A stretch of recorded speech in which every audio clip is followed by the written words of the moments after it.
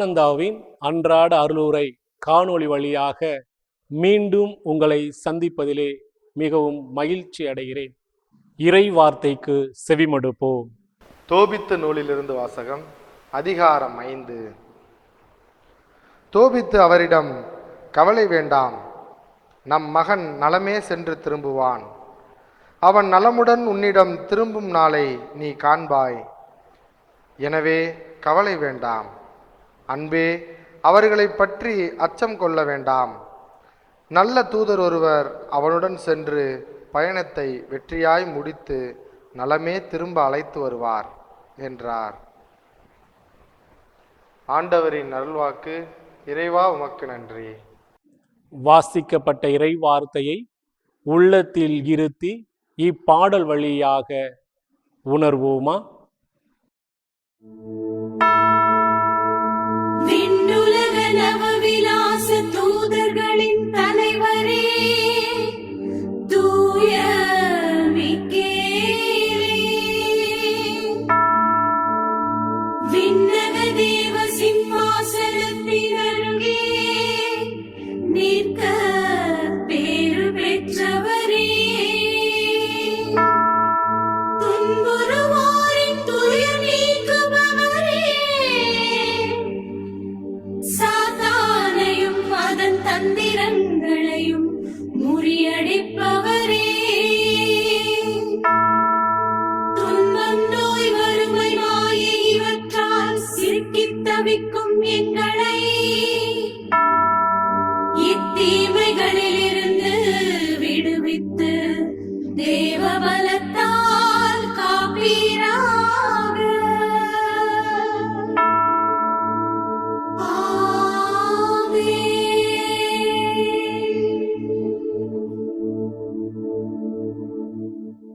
இறை வார்த்தையை வாசிக்க கேட்டோம், பாடல் வழியாக உணர்ந்தோம். அந்த இறை வார்த்தையின் அடிப்படையில் நாம் இப்பொழுது சிந்திப்போமா? ஆண்டவர் இயேசுவில் பிரியமான சகோதர சகோதரிகளே, புனித மிக்கேல் சம்மனசானவருக்கு விழா எடுத்து நவநாள்கள் சிறப்பிக்கின்ற இந்த நாட்களில் இன்று 8வது நாள் நவநாளில் இணைந்திருக்கிறோம். நாம் சிந்திக்க இருக்கின்ற மைய சிந்தனை, விண்ணப்பத்திற்கு விரைந்து பதிலளிப்பவர் நம்முடைய புனிதர் என்ற மைய சிந்தனையில் நாம் சிந்திக்க இருக்கின்றோம்.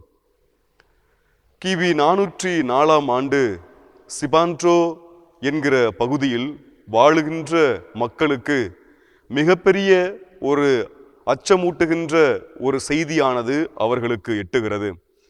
அவர்களுக்கு அருகாமையில் உள்ள நாட்டினர் அவர்கள் மீது போர் தொடுக்க வருவதாக அவர்கள் அறிக்கையிடுகின்றார்கள்.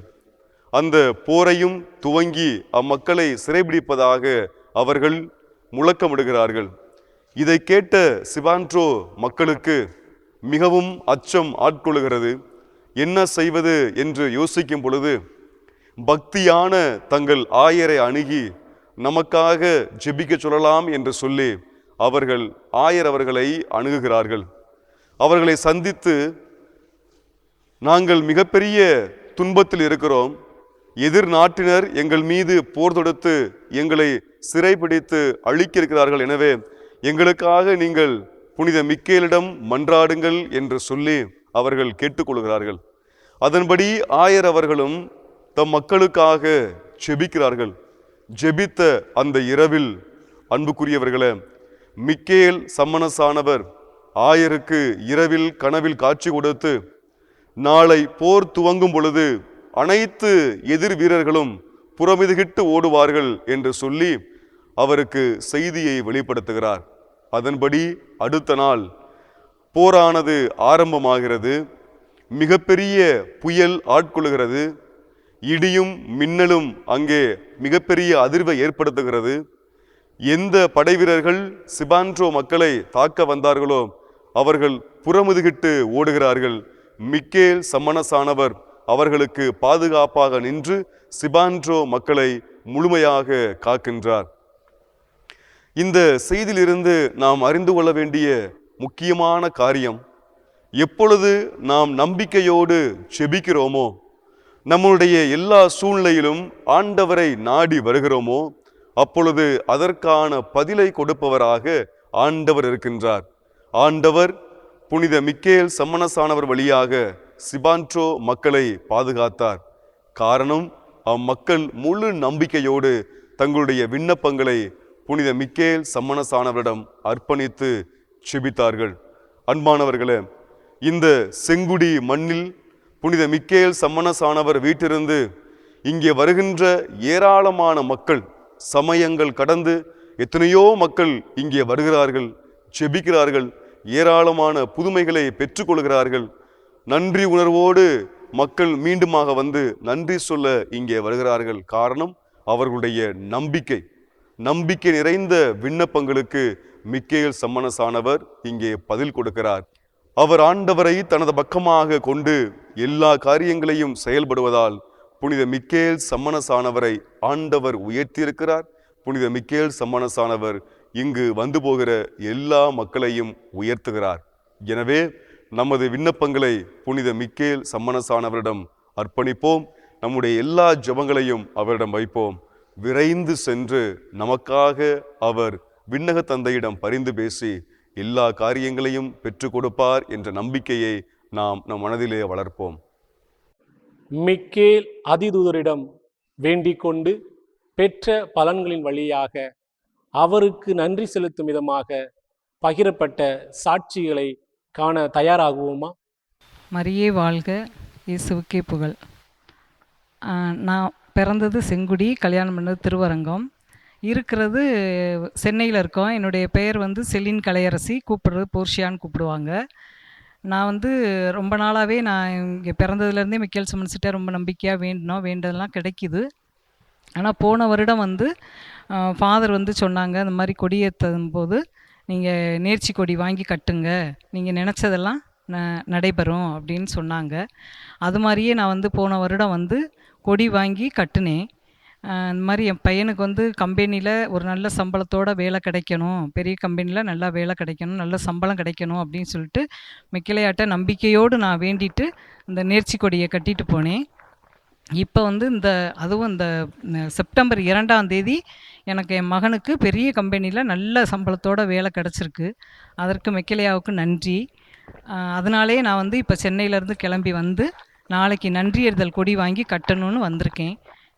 அதனால் எல்லாருமே நம்பிக்கையோடு வேண்டுனது கிடைக்கும் என்று மிக்கேலையாட்டை வேண்டுங்க, கண்டிப்பாக கிடைக்கும். நம்மையும் நம்முடைய குடும்பத்தையும் நற்கருணை ஆண்டவரிடத்தில் ஒப்படைத்து மன்றாடுவோம்.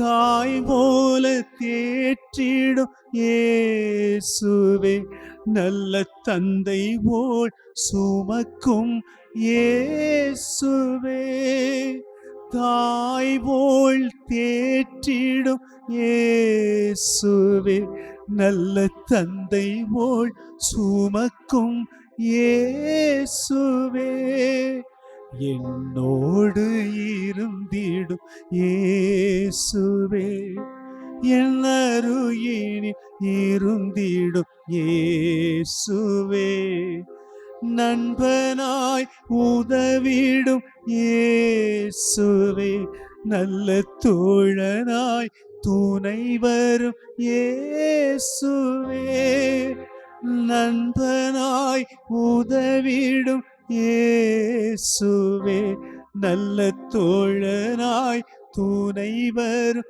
இயேசுவே.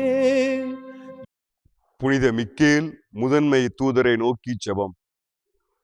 விண்ணுலக தூதர்களின் தலைவராகிய புனித மிக்கேலே, பக்தர்களின் பாவங்களை தீர்க்க செங்குடி திருமண்ணில் வீற்றிருப்பவரே, இவ்வாலயத்தில் மகிமையோடு வீட்டிருக்கும் எம் பாதுகாவலரே, துன்புறுவோரின் துயர் நீக்குபவரே, சாத்தானையும் அதன் தந்திரங்களையும் முறியடிப்பவரே, விண்ணக வீட்டின் காவலரே, மரண நேரத்தில் எங்களுக்கு ஆறுதல் தருபவரே, விண்ணக வீட்டிற்கு அழைத்து சென்று நித்திய வாழ்வை எமக்கருள உதவுபவரே, தேவ சிம்மாசனத்தின் அருகே நிற்க பேறு பெற்ற தவகுணசீலரே, தஞ்சமென்று ஓடிவந்த அடியோர் மேல் தயவாயிரும். துன்பம், நோய், வறுமை, சாத்தானின் சூழ்ச்சிகள், உலக மாயைகள் இவற்றால் சிக்கி தவிக்கிற எங்களை தீமையிலிருந்து விலக்கி காத்து இறைவனின் திருவாழ்வுக்கு எம்மை அழைத்துச் செல்ல வேண்டும் என்று உம்மை மன்றாடுகிறோம். ஆமென். எல்லாம் உள்ள இறைவன், தந்தை, மகன், தூய ஆவியார் உங்களை ஆசீர்வதிப்பாராக. மரியே வாழ்க. இயேசுவுக்கு புகழ். இயேசுவுக்கு நன்றி.